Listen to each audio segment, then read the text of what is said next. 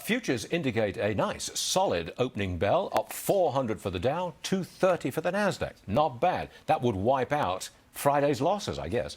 Keith Fitz joins us this morning. All right, Keith, same question, always the same. Are you buying anything yet, and if so, what? Well, I tell you what, I've been tinkering the entire time, particularly on big down days. I don't like to chase the up stuff. This week, I'm looking at Netflix, Johnson & Johnson, and of course, Tesla. I want to short the former, take a look at the latter, and buy more of the third if I can. Wait a minute. Tesla is down 40% so far this year, as I understand it, roughly 40%. It seems like Musk is and it's up almost. But isn't Musk sort of is distracted by all kinds of other stuff that's going on? I would respectfully push back on that. That's the narrative that Wall Street wants you to believe. I see a lot of Steve Jobs and Elon Musk. They're both passionate, they're both driven, they're both changing the world. Don't forget that that stock is up almost 900% over the last 5 years. What they don't like is that he plays by his own rules, Stuart, and I'm not willing to get off a winning horse. Not willing to get off a winning horse. Okay, but he does have a lot more competition these days, doesn't he? Well, he does, but that too is a point of contention because that's exactly why the company makes sense.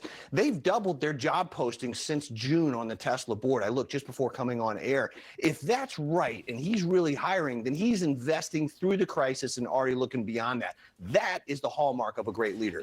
I come across investors who are getting a little tired of Elon Musk, and it's kind of like his antics in public. They don't really like it.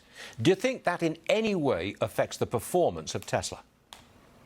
I do, Stuart. And, and I've got to admit, as much as I like the guy and think he's brilliant, I do grow tired personally of all the nonstop shenanigans. But again, if you look at how Jobs handled himself and you look at how Elon is handling himself, I think the two are very similar, much more similar than people would care to admit. All right. Tesla right now, $210 a share. Where's it going? I still think it's $300. I'm going to redraw my timeline a little bit. I'm going to split from Dan Ives, who he and I agreed a couple weeks ago. I think it's going to be Q1 of next year. $300 per share in the first quarter of 2023, right? Yep. Yeah, he's nodding. He's on videotape. That's what he says. All right, Keith, we will see. Only time will tell. Back to you later. Thanks very much, Keith.